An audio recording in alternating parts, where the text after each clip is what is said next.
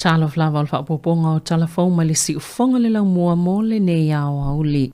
Wa whaasilsila le malo ni loilonga fo mo tamaitia onga mai le tausanga mua o lātou wa onga na whaalia le minstawa onga Erika Stanford re amata mai le tausanga i lua whelua lima o na whaia su enga e ta ua o phonics test i tamaiti pe amai alta i lua sifulu vaiaso talo na iei lea onga whaapea ma le whaase fulu vaiaso o lea whainga i ilo masiake i po fea ua iei le ilo o le tamaititi i mata itusi whaatosatusa i leo o mata itusi. O lea amata fo i se polo kalameta i whaaluona whaatino le tausanga o le vaavainga o lātou whaitau tusi, male numera, mō tamaiti i vasenga po tausanga tolu e o le valu, na whaalia i le minsta, o le whaanau naunga ua mafoina fuafuaina ia i loilonga, ina ia whaamausali i le talitonunga o mātua i le tūlanga ia o onga o a lātou whanau. Ua finangalo le tamaita i Minister Judith Collins ina ia whaalau tele atu le malo le whaonganga o le artificial intelligence. Po le poto whaafolinga o masini, a mata atu i le soifua maloloina, whaapea maa onga i tu e mawhaio na whaongaina le leiai, e ilo ai le unga ni susu enga o whaata o susu e ilo ai po a fia le kānesa. Ma nisi whaafitauli, ma ia mauai fo ini whaia onga o le AI mo tamaiti.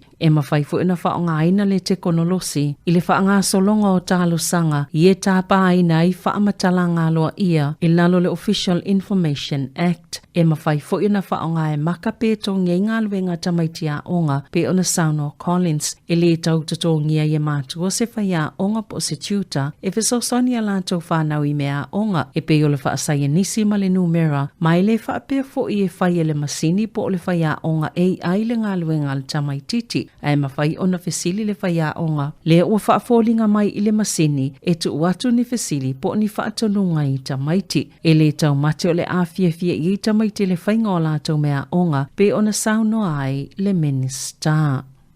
O le Asia se atu le palemia Christopher Luxon i le United States ma awai le fono le NATO i Washington. O le Asia singa le United States e mai le aso iwa iulai o atu i le aso se fulu ma le lua ma o le awha autu i inivesi ma so o tanga o New Zealand i whainga paanga mo fi whata wa inga. Na sauno Luxon o le United States o le tamao ainga pitu te lele i le lalangi ai o le paanga lo na lua New Zealand i whata wa inga mai ta wa tele lele o so o tanga matangata autu i Amerika e whai unga. Ina i o lātou malama i vaenga o lo toma whai New Zealand au sia i le lalangi pe ona sauno le palemia. E whelo i ato Luxon i sui o le malo le United States ma le kone ke resi i Washington na te Asia fo i San Francisco. E whaala wiloa so o tanga te tele moni inivesi i le vao malo e lua o le a awai fo i le fono le NATO ma whelo i atu i taita i o malo o le a awai mai Australia, Japani ma Korea. Wa whaalia le toi si tia le whai numero tangata mai whafu Saris Tala University to tono New Zealand tau sanga talwai na ta wele Education New Zealand. E onus fulu i wafi se lau tolu lima leo wha ingo i la tau na list tala tau sanga talwai. Wa si tia mali fast food ta siafe tolu se lau onu se fulu. Sali si tala le tau sanga ilua afi lua peitai. O lo matoa maua lalu pe a whaatu sa ile lata. Ile se lau se fulu ono afi i la tau sali si tala le tau sanga ilua afi se fulu iwa. Aole ia afia le lau langi le COVID. Na ta well Education New Zealand. Atono ieni tamaitele o whaatasi o na le sitala. Mai ono mawala lo i fulu whai numero sao o e na le sitala. E lua sifulu i wafe ma le ono sifulu lima i la tau sa le sitala University le tau sanga talwai. Peto sa ma le whafe valu se lau na i titi fuai. Na ilo le tau sanga i lua afe sifulu i wa peitai. E taito tu sa ma le numero sa le sitala i le lua afe sifulu fitu ma le lua afe sifulu walu. O le afa po le lima sifulu pasene o tamaiti mai whafo sa le sitala University o tangata no saina i te pukenga e valu afe ono se lau lua sifulu tamaiti mai whafo na le sitala ai. E au fiele lua afe se lau tolu lima o saina ma le tolu afe tolu se lau walu se fulu mai initia. Wa whailoa ina ma whaamasia sina le ngole whale tupe o le ANC di Australia o na ua o lawa i tangata mali liu o ave i aini tau e totongi moa lātou mea tō tino. Sāmoa ele i tau fia le whale tupe lo na tu ina atu o ia tau e totongi e tangata mali liu. Sale i tali fo ini talu sanga moni whaamatalanga ma i sui o ainga ua mali liu o ni tu ungai te tauna whaatino ina aile i ato le se fulu whao aso. Na maua mai loa le ANC lea whaafitau li le tausanga lua whelua lua. Peitai e silia ma le tausanga fito a matau na whaatino ni fofo. Whaatasi ma le isi tausanga au le amataina la lato polo kalame whaawa wetoi whaalelea ma whaasao ia whaafitau li. Mo tangata yea lato tau ngato pele whale tupe. Wa umana toi whaasao pe whaafo i mea tau tino ele whale tupe peitai na ta uele komite le Banking Code Compliance. Sale i vavio na ngā yo ile whale tupe talia whaafitau li. Na ta ua fo ile komite. Sa yeseisi whale tupe na tu ina tu fo ini tau e te tongi e tangata ua mali liu. Peitai sa filifili e le whaalaulo ina whaalaua i tele le company. Ona sa fo le mata upu i te tono le taimi pe ona whaatulanga ina ai. Ai olo wha ngā solo se suenga ili whale tupe lona tolo. Sa nga isuwinga le malo ili si whaatalitali mo suenga o laisene a veta vale e ala ili suwinga o anga wa ai mwhaiona toi suele laisene e au noma se tau e toi tutongi ina wa toi lili waise whai unga le whai ngā malo ua mawai ato pe whaafia lava ona toi whaile suenga ma toi suele laisene e le toi tutongi ina lava se tupe o le whaana unang o le whai ngā malo sa iai ia mawhaiona whaasau ina ili tu samalita i valus fulu ono tala a veta vale pe ta ina sa unua le minister Fela wa inga Simon Brown. Ua avea mamafua anga, ua uumieili si whaatalitali. Ai leo atu tangata e sue o lato laisene, masi iti ai male numero suenga e le pasi, na ta ua e Brown. E yeini si vaenga o lato no e silia malita iono sifulu aso e whaatali eili suenga. Wasi iti amali sifulu tolu aso, sa tele ina iai, ile tolu masina mua atu, au le ifa yesu inga alfai ngā malo ua mawai atu. E amatatu ile aso valu e yulai, e na ole tasi le suenga ile ise tau e tutongi na mo le class 1 ai tatau ona tutongi le tupe mo isi suenga whaau popo au le suinga o laisene ave taavale mai fafo o le ale toia ngava amoni suenga ele ai ni tutongi.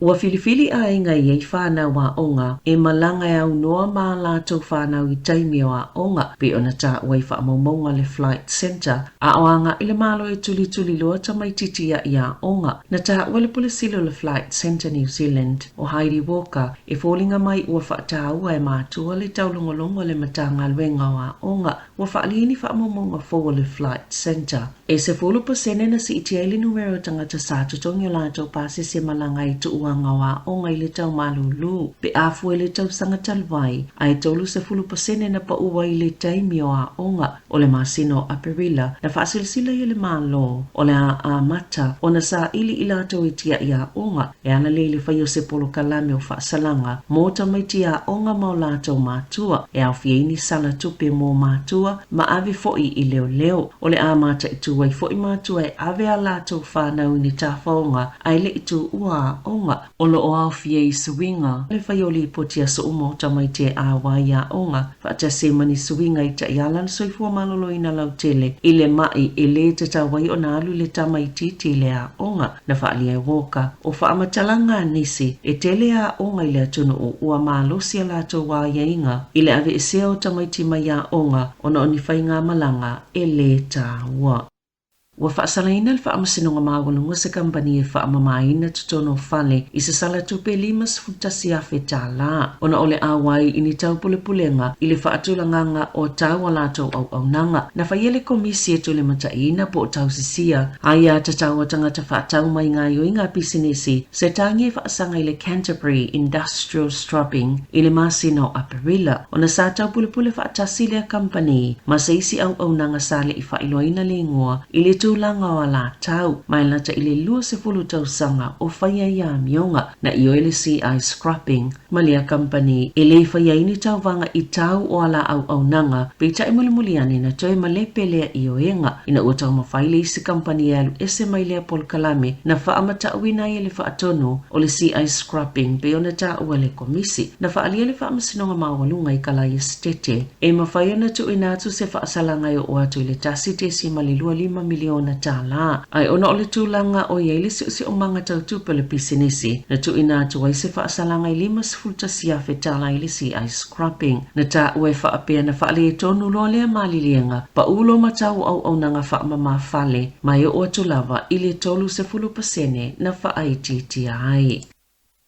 O le whainga tā tele o tō lango iei whi whaatawa inga i le whaunga o whale whape mga luenga tali mālo ma pisi nisi o loa whaatao. Ua mawhaina ma walunga le whainu Mero Company ua ngāwe pe ona tā ue se whaitau whao ma tā aku tau i pisi nisi. O ni whainu Mero whaamau mawina mai le Centrix. Na whaali le si iti le lua se lau wano sifuluiva i le māsina o me. Le numero pisi nisi na whaali i tōnu ala tau tupe mai silia ma le se launa ma walunga tuai na ilo lea lava māsina le tausanga talwa. E luas fululua pasene na o iele mawalunga o le whainu Mero Company na tu inatu nisi pulenga lato te whaangaio ina masa ili ni tupe tutonge ai Tala Fou mai lea tausanga i lea tausanga mana pito silo na mawalunga le masina o me pe afua i le tausanga ua toa nai a tāwhi tangata le whaalunga o lato tupe e whaale e tono i foi au nanga o whale o loa o au nanga tali malo o le whaunga o whale mga luenga te tele mai o lava i le whaataungo ni taawale fou. E lua se lau lema se fuluiva pisinisi au kilani na sui pulenga lato te whaangaio ina masa ili ni tupe tutonge ai Tala Fou poli liquidation i tutono le kuata momo le tausanga ma le se lau tolus fulfitu i si vaenga le motu i matu e ivas fulfai le motu i saute ma e fase fulufitu pasene na si iti ai mai le tausanga ua tua nai na si iti a fo ile numero tangata na tuwaio na tutonge lato mo kesi whaapea ma credit cards pe ona whaamawina e fase lau fitu fulfa afe tangata na tuwaio na tutongi a vaenga le masina o me. Ua sili atu na ilo le fase lau lemas fulu wafe sa whaamawina i le masina o Aperila. Sa ilo le whainga malo so whaatasi se tu la fono e whaamalo si e company tite le whaate konolosi e tutongi whaala putuputonga e whaia Tala Fou moa lato whaamamonga o lo whaaleo e vaenga whaupwhai umalo lato langolango ina o le pile. Sa le imauti no le lumana i o le tu la fono tau whaofi o le Fair Digital News Bargaining Bill le safola sia le whainga malo a le leipa ua mawai atu ai isi saunoanga le sa avia ma minister o whaasalalaunga Melissa Lee na ia ta uai e le langolango ina le national le pili le tusinga lo iai nei pe tai na ua moli mawina le whaasolosolo ina whaale tono le tamao ainga mo company le fo ina mawhoi na tapuni le news hub ma li tele o ngalbenga na whaamalo lo mai le TVNZ na fautua ina ia li le ono whaawau se tu la fono ai ia toi sui na whaamaunia le minister mo whaasalalaunga ma fisa uta inga Paul Goldsmith i le asolua o le a whaawau le pili ai iai o na teuteunga ina ia o tutusa malatalata i tu la fono Australia i whaamausali ai tali tonunga o kamupani uma o se tasio suinga autu o le amawai le minister le malusi angai filifili ai po a au nanga whaate konolosi e au fia i tutono le pili o se tasio teuteunga le pili o le a whaamamai tuunga mo whaasalalonga whaapisinisi i asusa maaso malolo pe ona sauno le minister ina ufsilingia le minister pe ono fia ni tupe maua pe a tutongi company te tele whaate konolosi ni tupe ai Natali sa tala noa a tono o atu ili tolu se fulu miliona tala ili malilienga male kuko a tono fo iono miliona tala iono maua isi whaasalalonga whaapopo pe ta ai eilo lava pe a whaiwhiutanga inga sa whaaleo le vanga whaupwhai le act le tite ele pili. I alonga, ua whailo le whaaiaianga le olpeleki o la lato whaaloalo ma le whaamalo il tama ita le Black Ferns a New Zealand o Portia Woodman Wycliffe le ua whailo na malo lotu mau mai ta alonga le lakapi pe a mai ale Olimpeka i pale i falani. Sa iei Portia le awo le Black Ferns le ana siampini le ipo lalangi luafis fulfitu ma le luafe lua